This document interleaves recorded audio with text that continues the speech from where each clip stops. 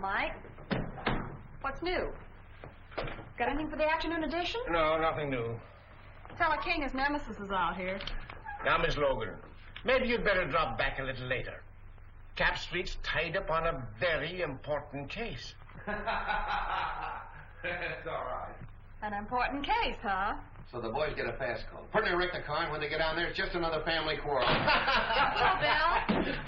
How many times have I told you not to bust in my office? I can shout louder than you can, Bill Street. I want some news. Of course, you know Miss Bobby Logan of the Herald. Little gal gets all the medals for digging up the bodies. Check with those fingerprints, will you? Right. Well, goodbye. A polite policeman. Oh, come on, Bill. Give me a story. You know I've got to have something for the afternoon edition. Everything is peaceful and quiet. I have nothing for the afternoon edition. Now, scram. Captain, the coroner phoned. They've just taken Dan Grady to the morgue. They fished him out of the bay about an hour ago. Murdered.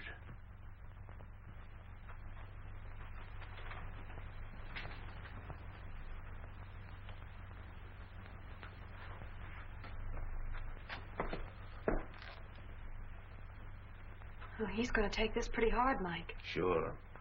Him and Dan were just like brothers. Yes, I know. What makes you think they tried to hide his body, Doc? Well, in the first place, when word was found, washed ashore down the bay. Lungs were collapsed. That means the body was under water pressure for some time. This was tied around the ankles, and there were deep bruises. Tied a weight on him and threw him overboard. That's right, Bill. After the bullets had done their work. Yeah. Did you get them over to ballistics? Mm-hmm. There's a clothes he had on. Take a look. Seaman's outfit. Andy, check these clothes and see if you can find out where he bought them. Thanks a lot, Doc. I'll check with you later about Dan. Bye, Bill. This hits the whole department with a jolt, Bill. Hit me a little harder than the rest. Dan and I were together as kids. Took our training together. Pounded the same beat. Yes, I know. You say he was on a smuggling detail. Yes. That ought to lead us to something. Nothing unless he was following a hot trail. You know Grady. He always preferred to work lone wolf on a case. Well, it's in my department now, Chief. It's homicide. Yes, and you have command of every resource of the department. I may need it. Because I'm going to find out who killed Grady if it's the last thing I do. I know you will, Bill. And good luck. Thanks.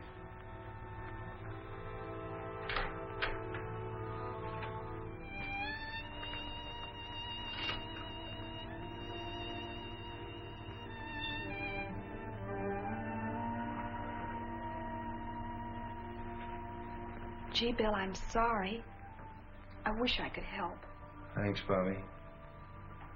funny, but somehow I can't realize it. Does his wife know? Molly? No, not yet. Poor kid. Say, you can help me at that if you want to. Of course. Anything. Go on out to Molly's and break it to her as easy as you can. She doesn't know me very well. You're the one to tell her. Oh, it's a woman's job. Okay, Bill.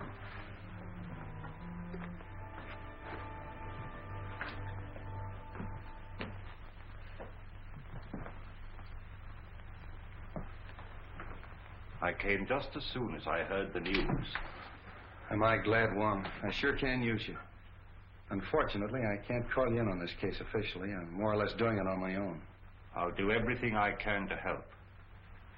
Dan Grady was my friend, too. Thanks. You know what it means to me. Well, not too fast with your thanks. You know, the only reason I've been useful in the past was because in each case the Orient was involved. Well, Dan Grady was assigned to the smuggling detail. And smuggling in San Francisco means the Orient. Let's have a look at his office. Good. Wife and kid.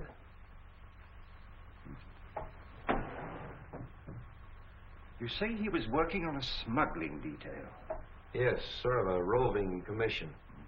The reason they gave it to Dan is because he was born and raised here in San Francisco. He knew every nook and cranny. But the seaman's clothes would indicate that he was working on something at the waterfront. Yeah, but what? Whoa, look here. What is that?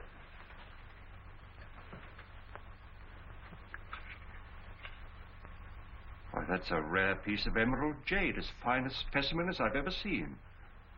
Carved in the fashion of the Ming Dynasty. Why, the art of that carving has been lost for hundreds of years. This piece is worth $2,000 or $3,000. Really? Dan was sure working on something hot. Probably that's why he was killed.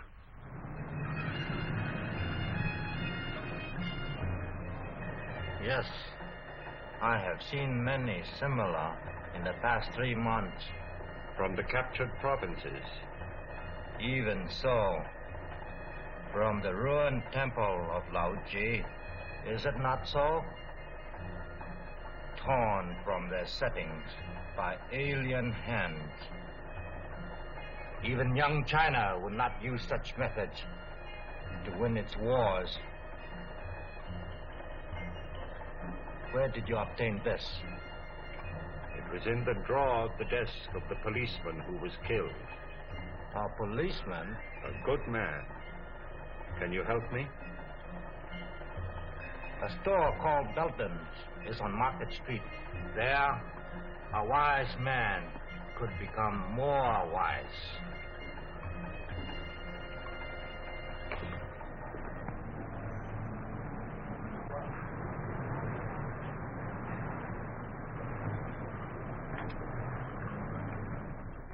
How do you do? I'm Mr. Belden. Something I can do for you? I'd like an appraisal on this piece. Why, certainly.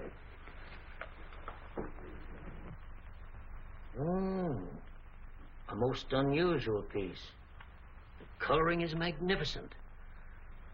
But I'm afraid I can't appraise its real value. But I understood you specialized in Oriental jewelry and art objects. No, only imitations. We haven't a piece of jewelry in the house worth over $50. I'm afraid you've come to the wrong place. So it would seem.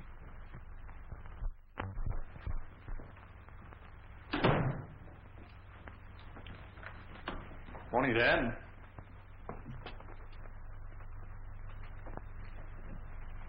I suggest you try Harrington's over on Kearney. They handle that class of merchandise. Thank you for your time. Not at all. I'm sorry I couldn't help you.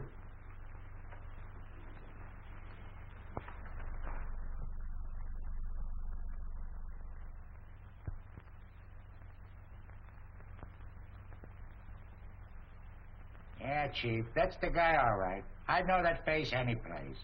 Why, that mustache. Even the checkered tie. Yeah, it's him. Checkered tie, huh? Yeah. Where'd you see him? On the bus going uptown. What time was it? 12 o'clock noon. 12 o'clock noon, huh? You don't say. Yeah. At that time, he'd been lying dead for 3 hours in the morgue. Yeah? Yeah. Why, they sworn on a stack of Bibles. That was the guy. Sure, I know, Mr. Unifer. We all make mistakes sometimes, but thanks for coming in anyway. Oh, not at all, Inspector. Not at all. Say, maybe it was the guy's double. Yeah. You know, they say every guy's got a double. Sure. Even me. Sure. Even you. Yeah, sure. Mike, get Bobby Logan on the phone. Yes, sir. Market 6400. Hello, Bobby. I was just trying to get you on the phone. Oh, are we going someplace? Yeah, you're going someplace. If you ever pull a bright idea like that again. Well, what's the matter with that? Somebody might be able to give you a lead. Somebody might be able to give me a lead. I've had every crank in San Francisco in here this afternoon. Yeah. Logan doesn't answer. Where do you think I ought to look for her? Try my office. Huh? Every one of them have seen Dan Grady in 5 different sections of the city at the same time. Well, but But nothing. Did you see that guy that just went out of here? Yes. He was on the bus today at noon with Dan. Well, that's silly. Of course it's silly. But I've had to talk to those ghosts. That's what your idea's done. Wasted my whole afternoon.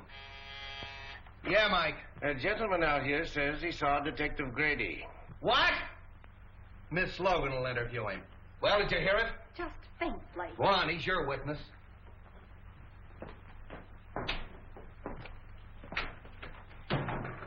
Are you Mr. Lyon? Yes. Oh, I'm Miss Logan of the Herald. I put that picture in the paper. Oh, how do you do? Well, I saw the man last night. Are you sure? Certainly. We talked for quite a while in the bar at the Club Neptune. Good afternoon, Miss Logan. I came in answer to your advertisement. Oh, now look, Mr. Wong. Now give me the details and talk fast. Oh, hello. You got any information? I called on an old friend of mine in Chinatown who advised me to investigate Belden's store on Market Street. Belden's? You know, the jewelry shop. Oh, sure. I'll put a couple of men on it. No, I think I'd leave things the way they are for the time being. Bill Street, I've got him! Got who? This man did see Dan Grady. Now, look, Bobby, we've been all through that. But this man is positive. All right, if he's so positive. What was he wearing when you saw him? Well, sort of like a sailor, you know, pea jacket, striped sweater. He had on dungarees, peak cap with black patent leather visor.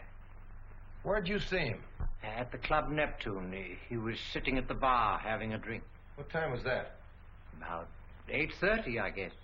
That fits in, doesn't it, Wong? Yes, it does. Well, of course it does. Silly idea, huh? If it hadn't been for that Quiet. paper. You're quite sure this is the man? You're absolutely certain of your identification? Oh, yes. My drink happened to tip over and spilt on him. And I apologized, and we got to talking. And then what happened? Well, we talked together for a couple of minutes about football and things like that. Then I left and went home. You left him at this Club Neptune? Yes, he was still sitting there when I left. Well, thank you very much. You've been a great help. Is there any reward connected with this? Well, you see, Miss Logan takes care of that. Well, I'm sorry, Mr. Lyons. I'm afraid there's no reward, but, well, I'd be very glad to mention your name in my next story of the case. Did you say your first name was Homer? Yes, Homer. L-Y-O-N-S. Thank you. Too bad you haven't got a picture. Oh, I have. I brought one along just in case. Oh, thank you very much, Mr. Lyons. Thank you. Good day. Well, Bell Street, do I get an apology or don't I? Sure, I'm going to get the mayor to give you a key to the city. Terrific. The police thank the Herald for giving them their only clue. How's that, Mr. Wong? Not nearly strong enough. You've earned our undying gratitude. Well, I hope the information is some use to you. I'll see you later. Not me, Flatfoot. Get one of the nurses out of the receiving hospital. They don't mind a pain in the neck. Hey, you think that's a bad idea? On our street. Just what do you know about the Club Neptune? Oh, not much, Wong. We better have dinner together. I'll take you down there later. I want to talk to this Harry Lockett. Harry Lockett? Yeah, he's the fellow that owns the Club Neptune. Hardway Harry, they call him. Hardway? Oh, a gambler. Yeah, gambler, smuggler, crook, everything.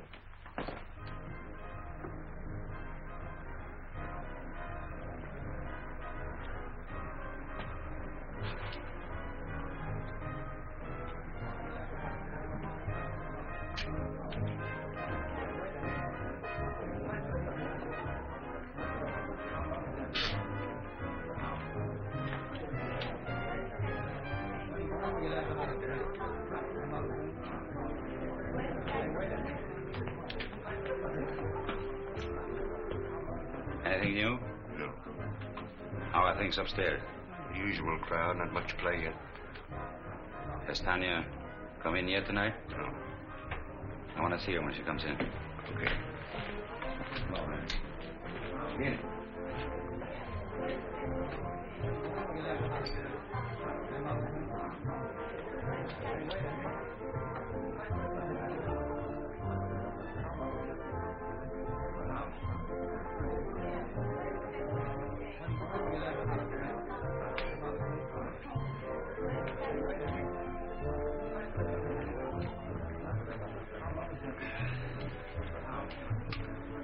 Two dry martinis, huh?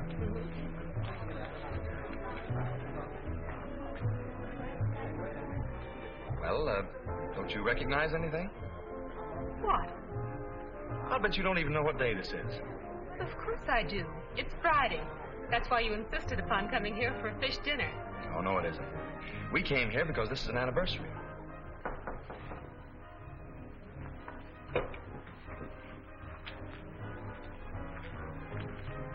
Who is it?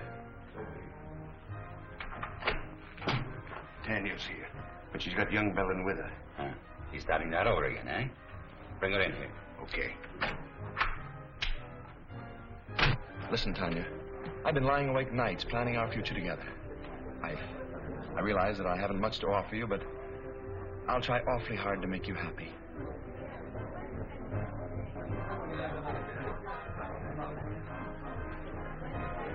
Oh, excuse me, Frank. I think I better go fix my makeup. Surely.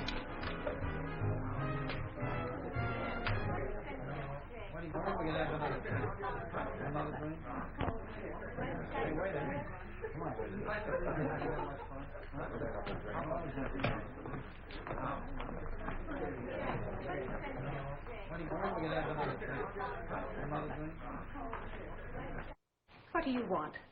I thought I told you to keep away from young Belden. And I told you that my personal affairs are none of your business.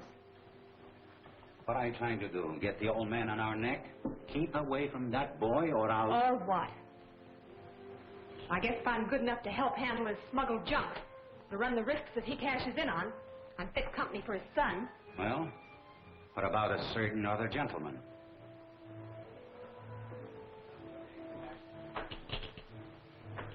Frank Belden wants to marry me. So, he's got a bed, eh? Wait until his old man hears that. If you open your mouth to make trouble for that boy... So blow me down. You have really fallen for it. Maybe. Or maybe it's just the novelty of finding someone who's decent and on the level. Come on, have some sense. Get the boyfriend out of here and keep him out. We're not in any spot to invite trouble, girlie.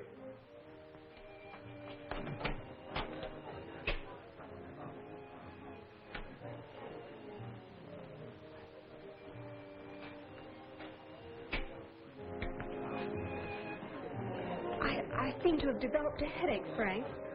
Maybe it was the drink. Oh, I'm sorry. Well, maybe some fresh air will do you good. Shall we take a drive? Yes.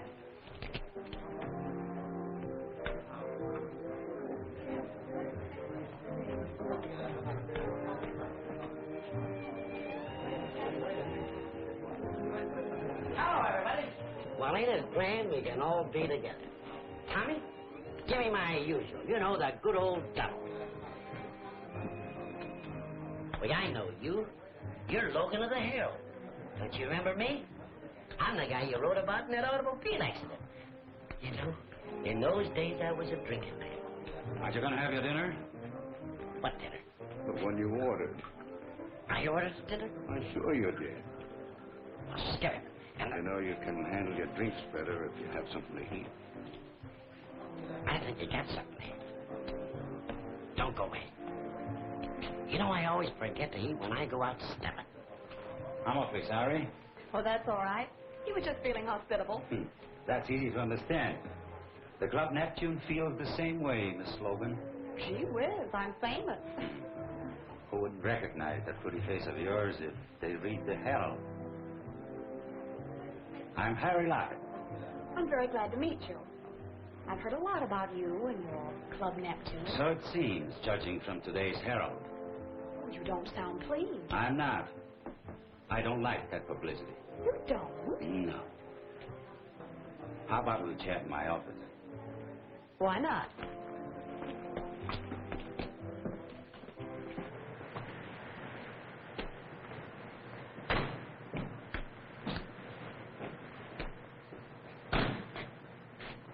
I think I'll take a look round the back.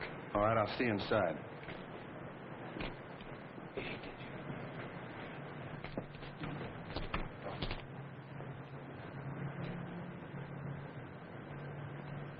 You see, Miss Logan, we don't like newspaper people around here. I see your point. You know, if you had this place soundproof, those poker chips up there wouldn't make such a racket. Just a little friendly advice. Thanks. And here's some for you. I wouldn't write any more stories about the Club Neptune if I were you. Are you trying to tell me what to put in the Herald? I'm trying to tell you what you shouldn't put in the Herald. In fact, I'd just as soon you stay out of here. I think you'll be safer. Sometimes some people get hurt. Yeah.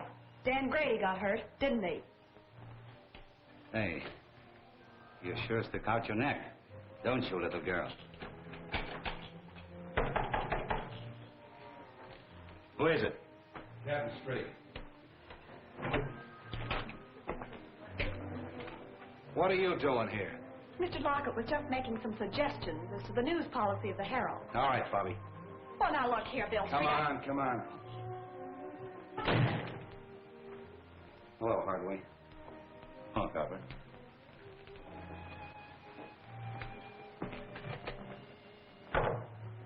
Have a drink? No, thanks.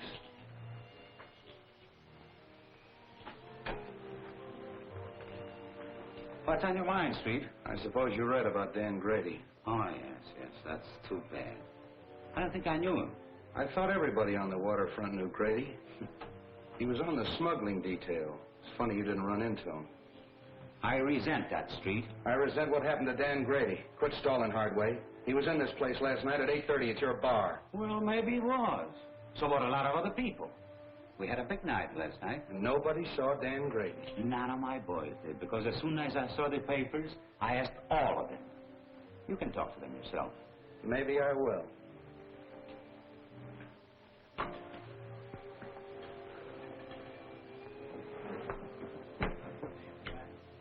Cigarette?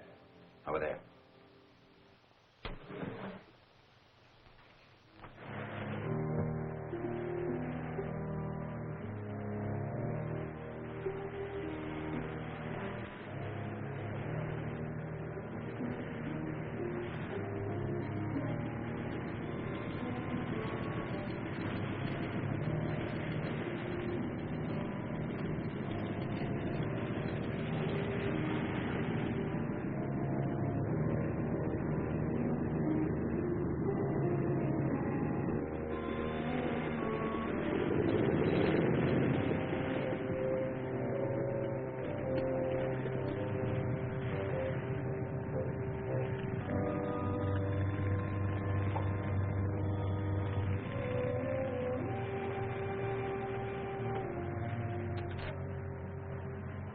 Oh, don't pay any attention to me if I seem a little tough, Harry. Dan happened to be a pal of mine. His body washed up on the beach this morning. Been in the water for 12 hours.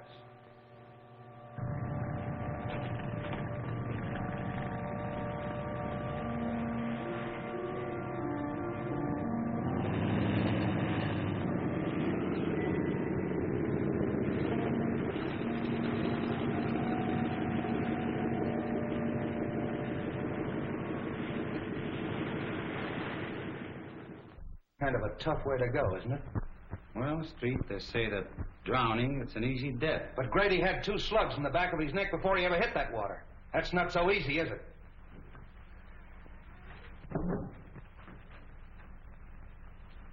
Well, Street, if there is anything I can do for you... Open that door. Open that door.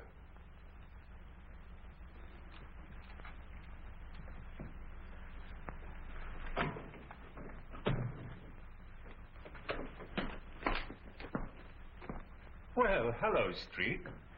How'd you get in there? The secret stairway in the haunted house. Secret stairway, my eye. Those stairs were there when we bought the place. But they still serve a very useful purpose. This is Hardway Harry Lockett, Mr. Wong. Oh, the Chinese copper. Precisely, Mr. Lockett. The Chinese copper. But to return to our secret stairway, I'm afraid we scared one of your callers away. Evidently, he didn't care to meet my friend, Captain Street. Seafood is our specialty, Mr. Wong. That was probably Cap from the fishing barge. He saw I was busy and beat it. That very adequately describes his exit. He comes in that way because he doesn't like to go through the cafe. Close to the... Slightly fishy, Mr. Very fishy. Now get this, Hardway. If I find out that anything happened to Grady in this place, I'm going to tear it apart. If you ever do, I'll help you. Come on, Wong. Goodbye, Mr. Lockett. Goodbye, Mr. Wong. Oh, sorry. Didn't know you were busy. He's not. Because we're just leaving. I beg your pardon, but we've met before, haven't we, Miss... Serova's the name, but we haven't met. I'm so sorry. Oh, now I know what prompted my mistake. I saw you sitting outside in a car with young Mr. Belden. What was he doing here? We had dinner here. Do you mind? Excuse the boys, Miss Serova, but it's their business to be curious. This is Mr. Wong, the famous detective. And this is Captain Street of the San Francisco Police. Your head waiter says you found my compact. Yes, it's my desk. I'll get it for you. Drop in any time, boys. It'll be your turn to drop in on us the next time.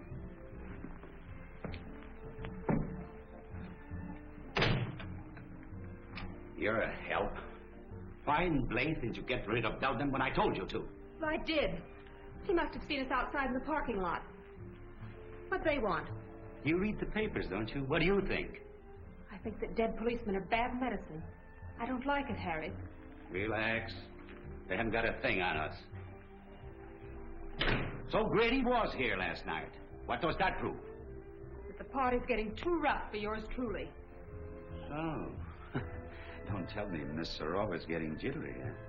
Serova's getting out. Murder's something I don't want any part of. I'm through. Oh, no, you're not.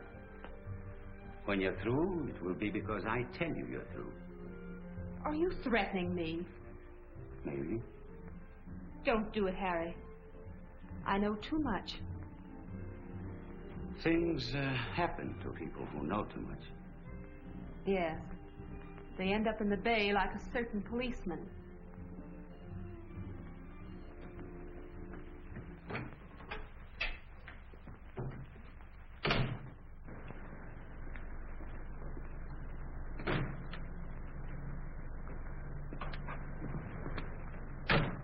That seafood gag of Hardway's was a hot one. And the young lady who lost her compact. More seafood, eh, Street? I'll say. Well, what's her name? I thought I told you to scram. You're always telling me to scram. Well, you're not going to ride in a police car. Okay, let me out and I'll put on my roller skates. Oh. I tell you, I don't like the setup. I don't like any part of it. When a dead copper spells trouble, and if this girl starts to talk... Yeah. Yeah, I think so, too. But this idea of mine is something entirely new in radio, Mr. Forbes. Nevertheless, I'm against continuing the program. But Forbes, Belden's has had a radio program for years, and it's been excellent advertising. Not excellent enough to keep you out of the receivership.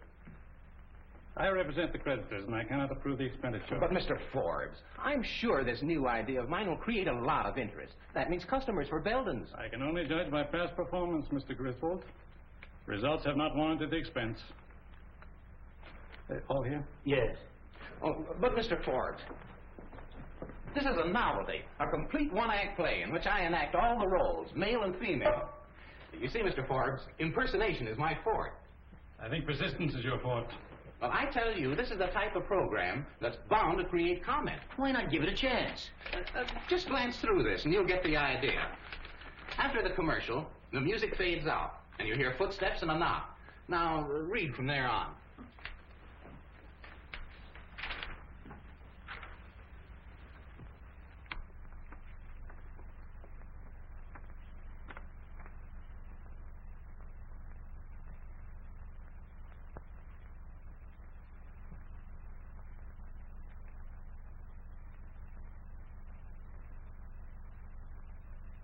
Pretty melodramatic, isn't it? But that's the kind of stuff they like nowadays, Mr. Forbes. The highly dramatic programs are the most successful. Suppose we try it for a couple of weeks. It wouldn't cost a fortune, and it might get results. Well, all right, we'll try it. Well, thanks, Mr. Forbes. I'm sure you won't be sorry. We go on from 10 to 10:15 tonight. I hope you're listening in. We will. Those bills are all right. I'll see you in the morning. Hello, Frank. Hello, Mr. Forbes. How you feeling, Dad? Oh, as well as could be expected, considering the fact that I don't have anything to say about my own business. When are you going to take me in with you? Not for a while yet. But, Dad, I've got to go to work. I've got to make some money. Isn't your allowance enough? No. I'm going to get married. Who to? That Serova woman? Miss Serova, yes. How did you know? I haven't taken my eyes off you completely. You've been out with that adventuress every night for a month. I wouldn't talk like that if I were you, Dad. We're both liable to be sorry for it. Besides, it won't change my decision. Frank, I won't permit you to wreck your life, to throw away your entire future for the sake of that scheming, unscrupulous... That's enough! I'm sorry you feel that way about it, Dad, but there's nothing you can do about it. You'll never marry that woman. Do you understand? Never!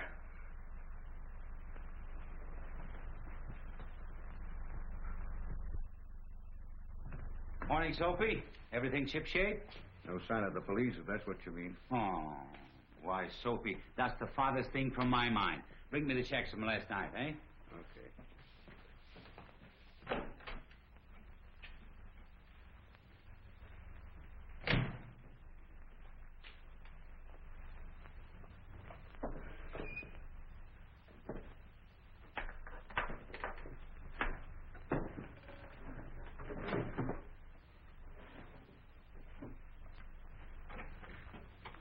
Hey, have you been fooling around my desk? Me? Mm-hmm. What? I wouldn't touch your stuff, boss. Something missing? Yeah, my gun. Gee, that ain't so good. When'd you last see it, boss? I don't know. Yesterday, I guess. I want to talk to you. Say, what are you thinking of coming down here after what's happened? I told you I'd get the stuff to you as soon as it was safe or kept to bring it in. That isn't why I'm here. I want to know what that Serova woman is doing running around with my son. Well, I did my best. You know, after all, it's not such a bad idea, sort of a close corporation. Are you mad? My boy has no part in all this. I went into it because it was the only hope I had of saving my business, of meeting my obligations, but not to the extent of wrecking his life, and that's what this marriage would mean. That's your problem. Right now, I have more important things to do than nurse a lovesick pup. If you value your neck, you'll do something about it. I'm warning you, Lockett. Before I see this happen to my son, I'll blast everything wide open. Including yourself? Including myself. Uh-huh. I see you. You like the idea of a few months on Alcatraz? I'll stop at nothing.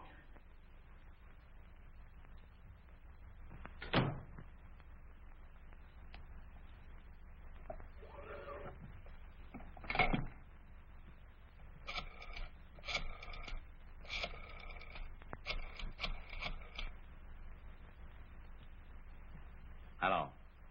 Hello, Tanya. This is Harry. I want to apologize the way I talked to you last night. Oh, you know, I couldn't mean it. We were both a little jittery and unreasonable. Now, listen, Tanya. I want to see you. I have to talk over something with you. I think you'd be interested. All right. I'll be in all evening. Goodbye. I hope I didn't keep you waiting, Clancy. Oh, that's all right, so don't mention it.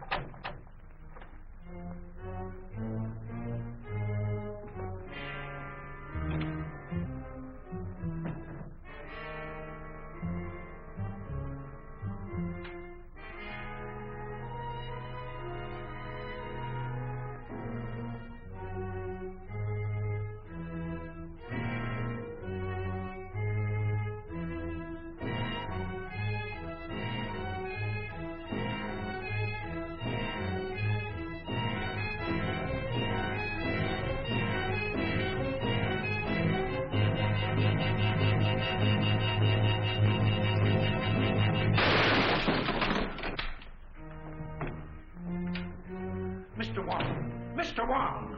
Oh, I fancy he missed me. Oh, I'm glad of that. Who was it, sir? I haven't the least idea, but the shot came from there. Well, we'll find out who that is.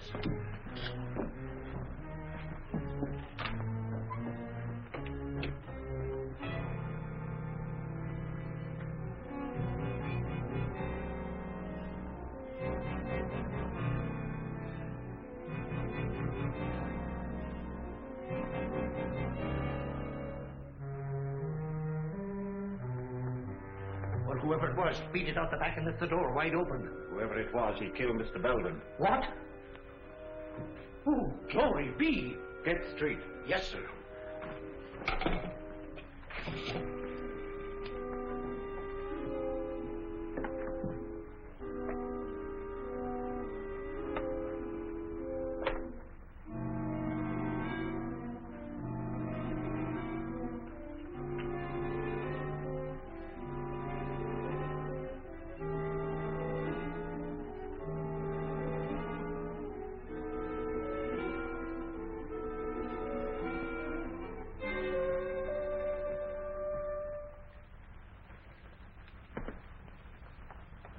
This case has got a million angles. If this jade matches the stuff we found in Grady's office, Belden had a fortune hidden away. And I can't understand why he was in receivership. Well, perhaps he went into this kind of business to get out of receivership. What's that receiver's name? Maybe he can help us. A man named Forbes. You know where he lives? At the town apartments. We'll go up and see him. Clancy, call my office and have young Belden picked up. Tell him to hold him till I get there. And wait for the coroner. Yes, sir.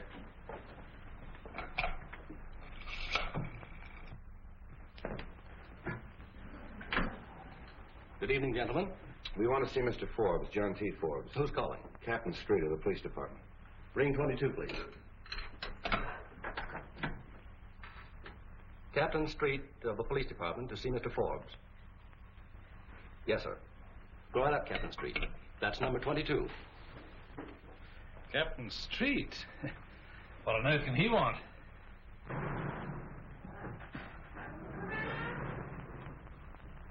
I wonder if I've forgotten a speed ticket. Excuse me. Pray to take my hand, will you? Okay, but it's 10 o'clock and I'll have to meet Elsie. Probably won't be very long.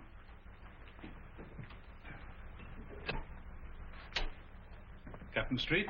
That's right, and it's Mr. Wong. How do you do? How do you do? Come in here, gentlemen. Thank you.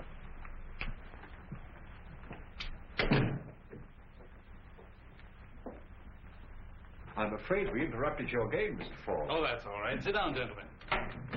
I've heard a great deal about you at one time or another, Mr. Wong. I'm certainly glad to meet you. Thank you.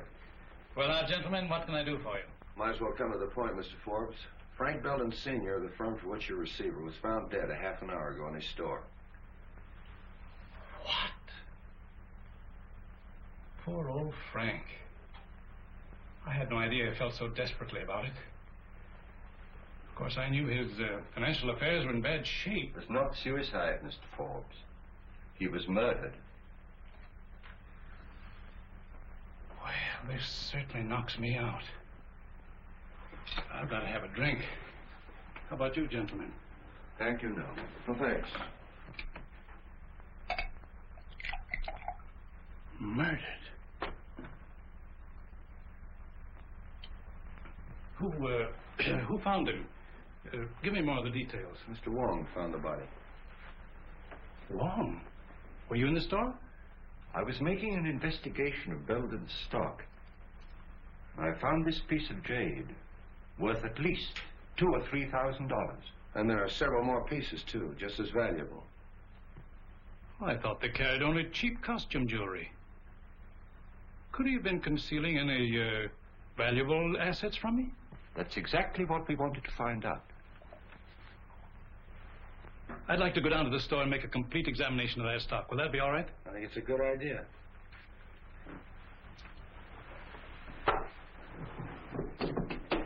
Will you have a cigar, gentlemen? Yes, thanks. No, thank you. One more thing I think you should know. That jade was smuggled. And one of our own men on the smuggling detail was murdered, running it down. And the trail seems to lead to Belden's store. Why, this is the worst thing I've ever heard. Excuse me. Hello? Yeah. It's for you. Thanks. Street speaking. What? I'll go right up. There's been a shooting on the floor above. Can we get out this way? Yes.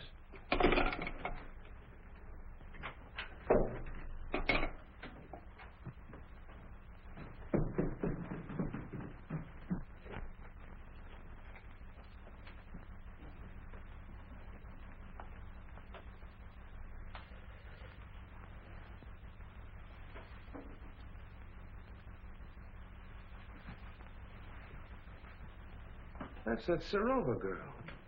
How do you like this? A murder right over my head. Yeah? Oh, you're the clerk. Yes, sir. I telephoned headquarters from downstairs. Thanks. What do you know about this?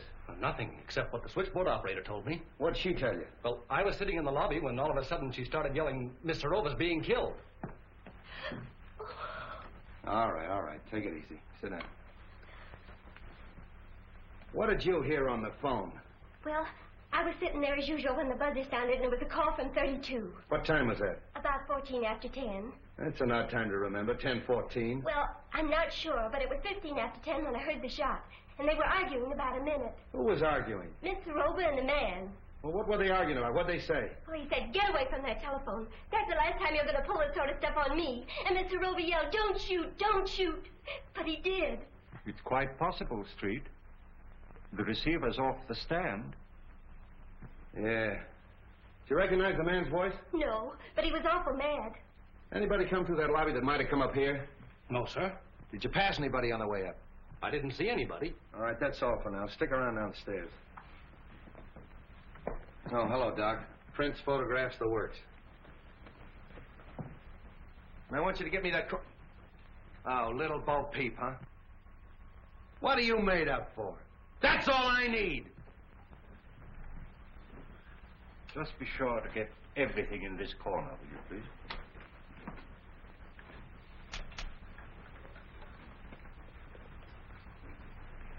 Hello, Ballard. What are you doing here? I thought I told you to tail Hardway. I was trailing him. I lost him in the traffic at 8th and Market around 9 o'clock. I've been looking for him ever since. That's wonderful. Get my office on the phone. Get me police headquarters. Hey. Remember the last guy we saw Serova with? Hardway Harry. And he ditched Ballard an hour ago. That's our man. Just a minute. Hold it, Mike. Hello, Mike. Hardway ditched Ballard about an hour ago. 8th and Market. Yeah, I want you to send out a couple of men ahead and... What? Hardway Harry's been sitting in my office for the last hour. Operator. Get it off the phone! Come on, get off there. Put that thing. Hello, Mike. I want you to hold Hardway. I don't care how you hold him, hold him! Bill LeMay. Will you stop? Well, Bill, the housekeeper... Will you quit picking on me? Mr. Wong, the housekeeper saw a man sneaking up the back stairs. Sit down. I'm sorry, who are you? I'm the maid on this floor. Well, where were you in this... She was looking in the door. Will you be quiet? You say you saw a man coming up the back stairs. I finished by 10 o'clock. I was going down the back stairs when he came in. Who came in? The young man. What young man? Mr. Belden. Belden Jr. He was in the habit of using the back stairs? Sometimes. Then he had his own key? Yes, sir. That settles it. Ballard, pick up young Belden. Good idea. That's all for now, thanks.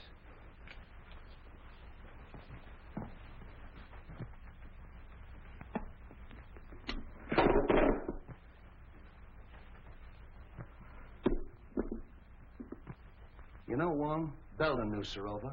Hardway knew her. They're all mixed up in this thing some way. I'm going to have them all come in my office tomorrow morning at 10 o'clock. What am I doing?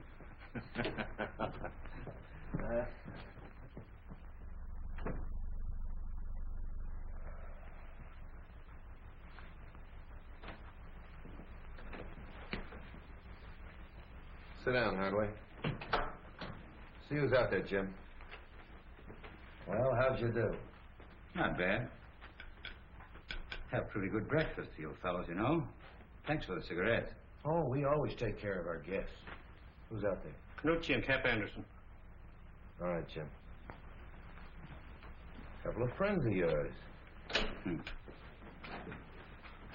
What were you doing here last night? Well, I caught one of your boys following me, and I figured you wanted to make sure where I was. So when he lost me about 9 o'clock, I decided I better check in. So you'd have an alibi because you knew Tanya Sarova was going to be killed last night. What? Yeah, murdered last night. Oh, coming in here wasn't such a bad idea, was it? What time did you get here? 9:29 on the dot. Oh, got it figured down to the minute, huh? Yeah, you can check with the sergeant. I know. So? Hello, Wong. Oh, Mr. Wong, the Chinese copper. Look here, Street, you haven't got a thing on me. I knew Sarova, sure. She used to come to my place very often. But so do a lot of other people. Including young Belden. Yes, with Sarova, yes. So what? How well did you know young Belden? Casually. How well did you know his father? Just an acquaintance. When was the last time you saw him? I saw him in my office yesterday. He came to pay his son's bar bill. You had a little quarrel. Then you followed him down to his jewelry store and shot him. Old man Belden shot? Yeah. That's too bad. Yeah, it is too bad. He got it the same way Grady got it, in the back of the neck. What's your alibi for that? I was being trailed by one of your coppers, by good luck. What? Man named Forbes is out here. He said you sent for him. All right, send him in. Wait outside, Art.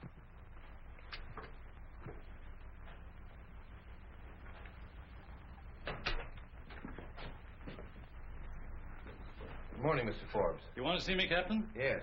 You know Mr. Wong. Oh, yes. How are you, Mr. Wong? Forbes. We were kind of interrupted last night, and I'd kind of like to find out what you know about young Belden. Well, I'm afraid I can't tell you very much. Most of my dealing has been with his father. Well, what sort of a kid is he? Well, he's always struck me as being a rather nice sort of a chap. Quiet, well brought up, and... So you don't think for a minute that he had anything to do with his father's murder? Maybe.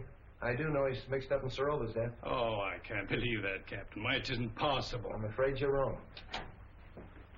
There's Belden, Captain. Picked him up in a quick lunch joint, having coffee. All right, sit down. Have you met Mr. Wong? Perhaps you met him last night. Oh, I've never met Mr. Wong. How do you do? We've been looking for you all night. Where were you? I don't know why the police should be interested in my movements. What's this all about? What were you doing in Tanya Sarova's apartment last night? Oh, we know you were there. The maid saw you sneaking up the back way. If I were you, I'd tell the captain all he wants to know. Well, I don't know what this is all about, Frank, but you're welcome to my legal advice if I can be of any assistance to you. For his father's sake, I feel that I ought to do everything I can to protect him. All right. But I still want to know what you were doing in Tanya Sarova's apartment last night at 10 o'clock. Were you there, Frank? Yes, I was there, but I didn't kill her. She was dead when I found her. Don't give me that. Well, you don't know what you're saying, Frank. I demand that this boy be advised of his constitutional rights. I'll take care of his constitutional rights. This is a murder investigation. Tanya Sarova was killed last night at 10:15. Just 15 minutes after this young man was seen going in her apartment. That's not true. It's not true, I tell you. She was dead when I found her. Are you sure of the time, Street? Your own switchboard operator heard the argument and the report. They found Street in your study, you remember?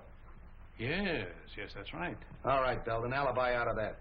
Come clean. Why'd you kill her? I didn't, I tell you. I love Tanya. Why would I want to kill her? I'll tell you why. Because you were jealous. You thought she was double-crossing you, and you went up to her apartment and you quarreled, and then you killed her. That's a lie. Every word of it's a lie. So you found your sweetheart murdered, and what did you do? You ran out and hid. Why didn't you call the police? I don't know. I was half crazy. Now, see here, Street, this boy is no condition for questioning. I'll say he isn't, because he doesn't know the answers.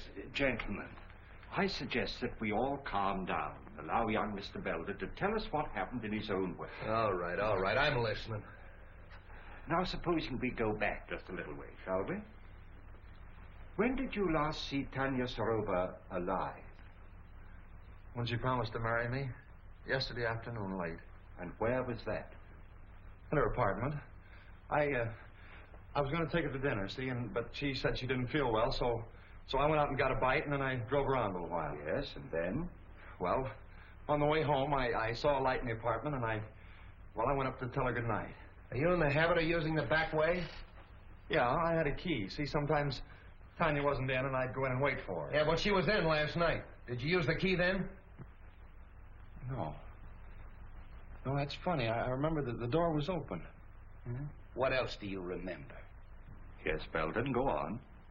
Well, I went in and called her, but there was no answer, so I went in the living room, and on the floor I saw her over by the window. Near the telephone? I don't know. I didn't see anything but Tanya.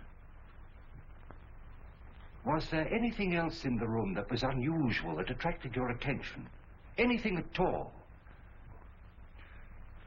Yes, I remember the radio was on. No, don't kid me. The radio wasn't playing when I got there. If you didn't leave that apartment till before 10:15, where'd you go? I don't know. I drove around. I don't know where I went. I drove all night. What? Captain? A fellow out here named Griswold says he's got to see you. Who's Griswold? What does he want? What does he do? What do you want to see him about? Well, I got to talk to him. I'm from radio station LMAB. He's from the radio station, LMAB. I don't know anybody from a radio station. Tell him to wait. And he says you got to wait. All right, come clean. You didn't leave that apartment till after 10:15. After you killed her! Stop it! I tell you, stop it! Street, you're getting nowhere browbeating the boy this way. Maybe if you let me talk to him quietly somewhere. All right, all right. I'll talk to him quietly. Would you like to see your father? No. Why should I want to see him?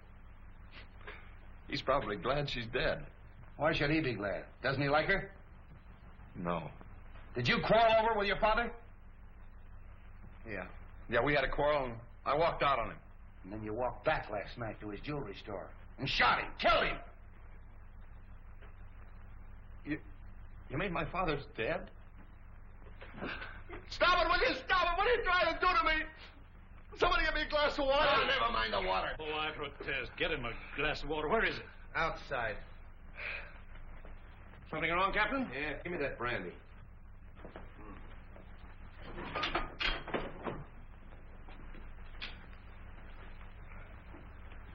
Now go and sit down. What do you want? Come on, what is this? Say, what am I supposed to do? Spend the weekend here? He'll get you. Mr. Hardway. The press. Yes, the press. What do you know today? Pardon me.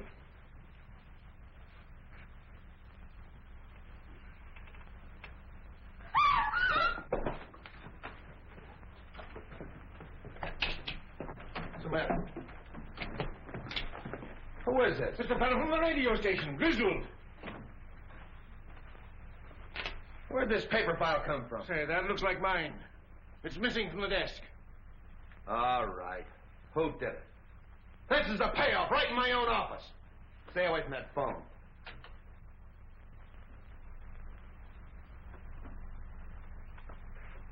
Start talking, Hardway. What, again?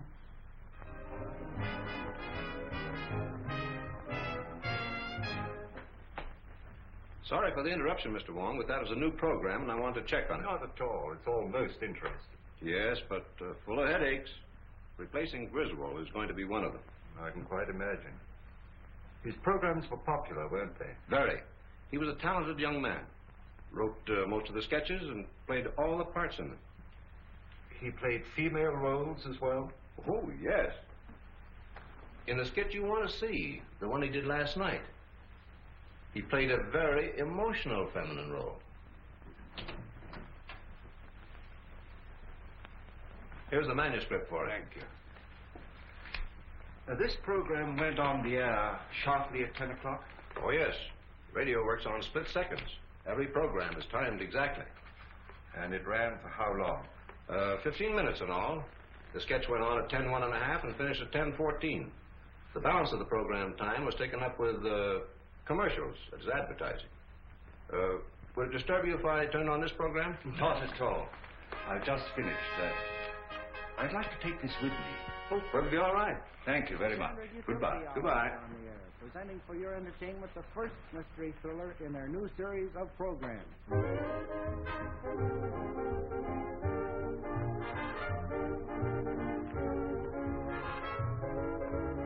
How do you do, sir? Can I help you? Yes. Is this the new remote control radio? Why, yes, and a very fine instrument, too. I wonder if you'd be kind enough to give me a demonstration. I'd be glad to. Won't you sit down? Thank you. Now, this is the remote control box. Looks like the dial of an automatic telephone. And works very much on the same principle. You see, it's not attached in any way to the demonstration radio. However, being in any part of the house and desiring to change the program, we simply switch the dials and the radio automatically switches. I'll show you. California, fair, Tuesday and Wednesday. Moderate temperature, light to moderate northerly wind off coast.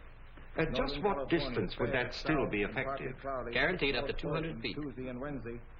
Rains extreme northwest. And you can shut the radio off in the same way? Oh, yes. Just press down on this right here. Coming suddenly and in...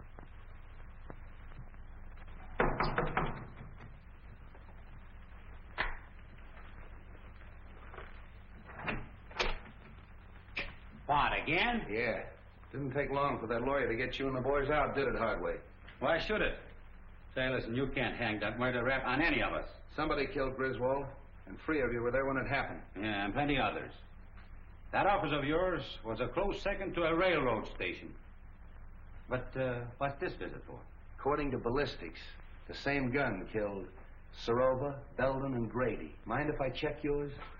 You know I don't carry a gun. I haven't had one around here in years. Come on, search the place. You think if I had one, I would keep it here just to show? Looks like you're getting a little careless, Hardway. If that gun matches those bullets, it'll be too bad for you. Get that to ballistics. So you still think I killed Soroba while I was in your office, eh? You could have farmed that rod out. Take him away. You're making a mistake, Street. Murder is not my racket. Maybe. We'll wait and see what that ballistic report says.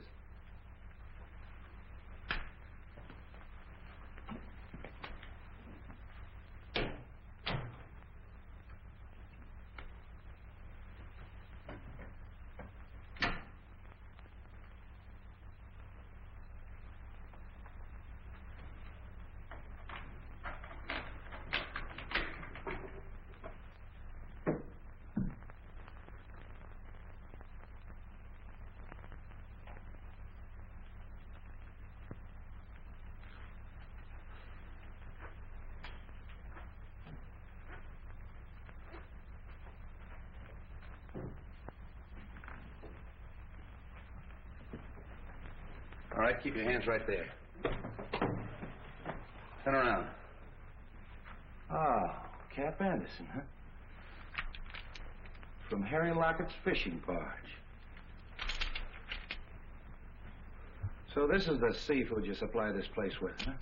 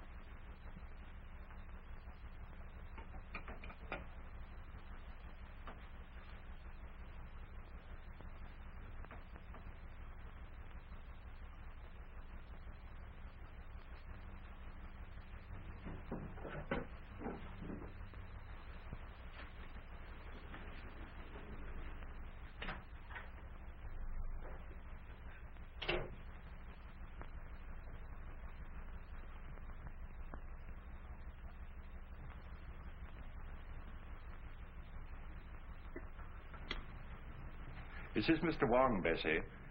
I'll be experimenting with the phone for a little while, so pay no attention if it rings.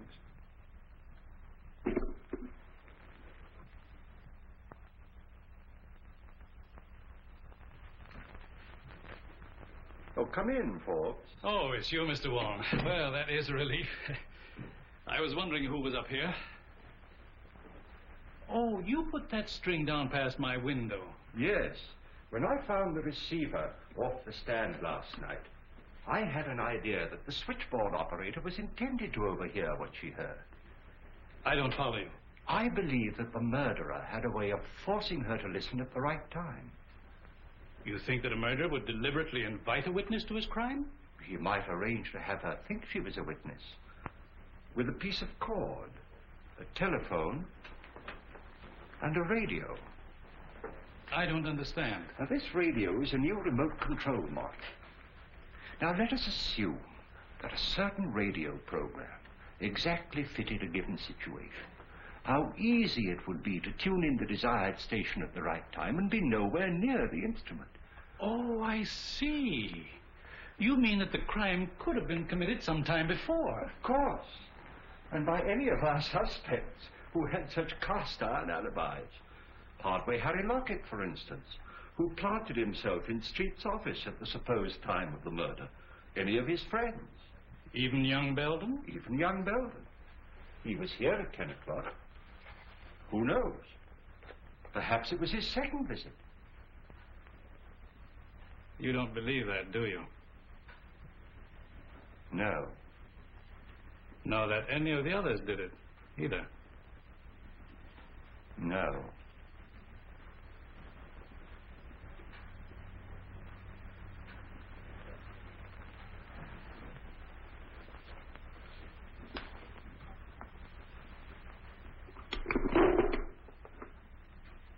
Is that what you were looking for, Mr. Wong? Yes. And you pulled the cord. When I went to get the drink. And when you reached for the cigars. I turned off the radio by remote control. Thank you, Mr. Forbes. Keep away from that telephone. Get over there.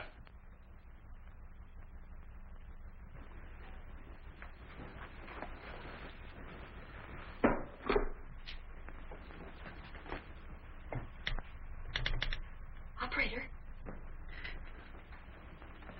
Oh, hello, Captain. Hello, is Mr. Forbes in? I'll see for you. Operator. Mr. Forbes doesn't answer. All right, thanks. Why don't you answer that call? Well, that's Mr. Wong. He told me not to pay no attention to it. Mr. Wong? Yeah, he's up in Mr. Rover's apartment playing with the telephone. Well, I hope he's having a good time. I'll drop up and see him. Playing with a telephone.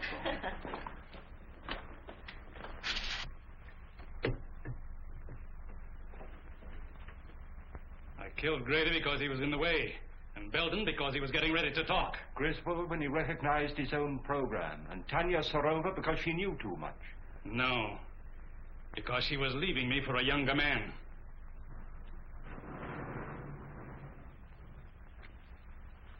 It's you who knows too much. Wong, this is Street. Just a moment, Street.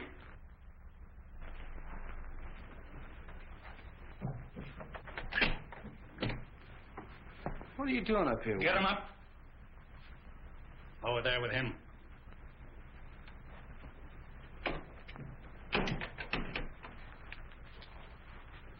Well, the two of you. That makes it perfect.